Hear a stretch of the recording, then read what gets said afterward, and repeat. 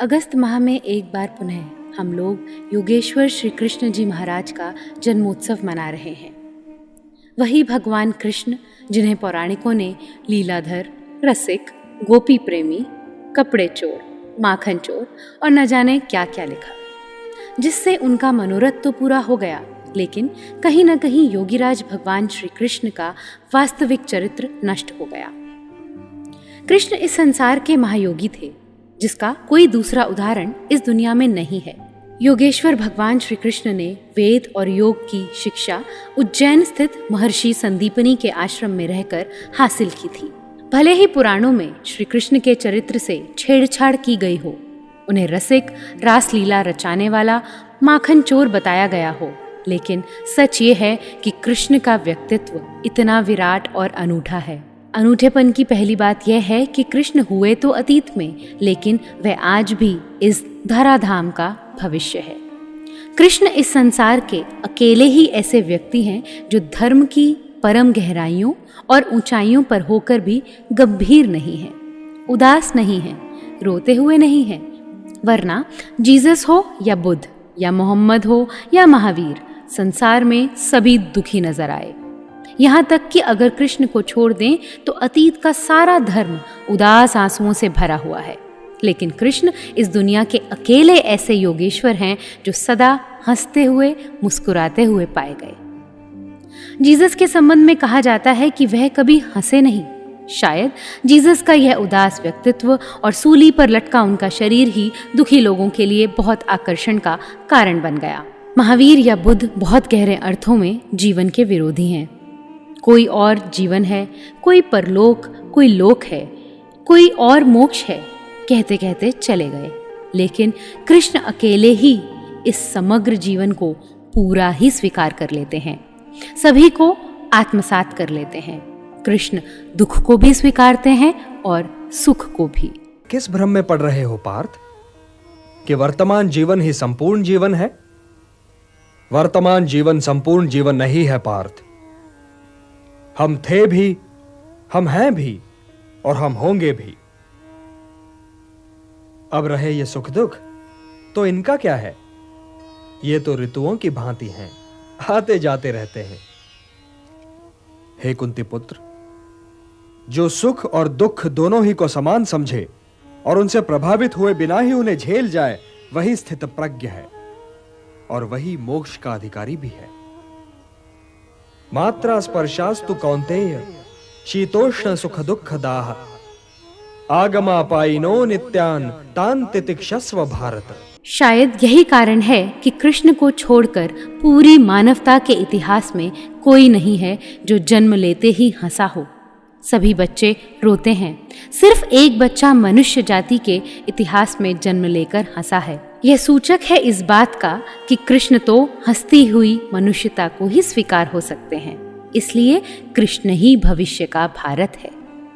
हजारों साल के इतिहास में मुश्किल से 10-5 लोग हैं जिनको हम कह पाएंगे कि उन्होंने परमात्मा को पा लिया। एक अर्थ में यह लड़ाई सफल नहीं हुई, क्योंकि अरबों खरबों लोग बिना परमात्मा को पाए मरे हैं। ये दुख की बात है। इससे साफ पता चलता है कि जरूर कहीं कोई बुनियादी भूल थी। नए नए मत संप्रदायों ने दुनिया को परमात्मा से दूर कर दिया, लेकिन कृष्ण का दर्शन एकमात्र ऐसा दर्शन है जिससे प्रत्येक मनुष्य चाहे तो परमात्मा को पा सकता है। नैनम छिन्दन्ति शस्त्राणि नैनम दहति पावकः न चैनम क्लेदयन्त्यापो न शोषयति मारुतः। इसी कारण श्री कृष्ण जैसे महापुरुषों की जिंदगी एक बार नहीं लिखी जाती, शायद सदी में बार बार लिखी जाती है। हजारों लोग लिखते हैं, हजारों व्याख्याएं होती चली जाती हैं। फिर धीरे धीरे श्री कृष्ण की जिंदगी किसी व्यक्ति की जिंदगी नहीं रह जाती।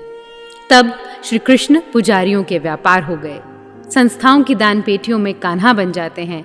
वे राधा के प्रेमी हो जाते हैं, वे रासलीला के श्री कृष्ण बन जाते हैं, वे गोपियों के कान्हा हो जाते हैं। फिर वे गीता के वो कृष्ण कहाँ रह जाते हैं जो मानवता को कर्मयोग का रास्ता दिखाते हैं। इसलिए पुराणों के चश्मे से श्री कृष्ण को नहीं समझा जा सकता, क्योंकि वहां सिवाय मक्खन और चोरी के आरोपों के अलावा कुछ नहीं मिलेगा। इस्कॉन के मंदिरों में नाचने से श्री कृष्ण को नहीं पाया जा सकता। इसके लिए अर्जुन बनना पड़ेगा, तभी कृष्ण को समझा जा सकता है। जिसे सत्य असत्य का ज्ञान है वही परमात्मा के निकट है। श्री कृष्ण जैसा कोई दूसरा उदाहरण फिर पैदा नहीं हुआ। यदि स्त्री जाति के सम्मान की बात की जाए तो श्री कृष्ण जैसा दूसरा उदाहरण नहीं मिलेगा। बुद्ध ने स्त्री को दीक्षित करने से मना किया, महावीर ने तो उसे मोक्ष के लायक ही नहीं समझा। मोहम्मद ने उसे पुरुषों की खेती कहा तो जीसस ने उनके बीच प्रवचन करने से मना कर दिया। लेकिन इसके विपरीत श्री कृष्ण ने शायद भूलकर भी जरा सा भी अपमान किसी स्त्री का नहीं किया। जरूर उस समय स्त्री जाति श्री कृष्ण का सम्मान करती रही होगी, लेकिन इन झूठ के ठेकेदारों ने खुद नारी जाति का शोषण करने के लिए योगीराज के महान चरित्र को रासलीला से जोड़ दिया। जो समझने की बात थी उसे कोई समझ नहीं पाया। भला कहाँ रासलीला और कहाँ युद्ध का मैदान? उनके बीच कोई तालमेल नहीं है। इसलिए श्री कृष्ण के एक एक चेहरे को लोगों ने पकड़ लिया। जिसे जो चेहरा अच्छा लगा उसी को छांट लिया, बाकी चेहरों को उसने इनकार कर दिया। जबकि कृष्ण एक ही है, उनका एक ही रूप है और वह है योगेश्वर श्री कृष्ण। इसलिए भविष्य के संदर्भ में कृष्ण का बहुत मूल्य है और हमारा वर्तमान रोज उस भविष्य के करीब पहुंचता है जहां कृष्ण की प्रतिमा निखरती जाएगी और एक हंसता हुआ धर्म, एक नाचता हुआ धर्म जल्दी निर्मित होगा। एक नए युग का आरंभ होगा। दुनिया के लिए योगेश्वर कृष्ण की बड़ी सार्थकता है। जब सबके मूल्य फीके पड़ जाएंगे और द्वंद्व भरे सब मत संप्रदाय पीछे अंधेरे में डूब जाएंगे या इतिहास की राख उन्हें दबा देगी, वो खत्म हो जाएंगे, तब भी श्री कृष्ण जी का अंगार चमकता हुआ रहेगा, तब भी सनातन धर्म का सूर्य चमकता रहेगा। आप सभी को योगेश्वर श्री कृष्ण के जन्मोत्सव की हार्दिक शुभकामनाएं।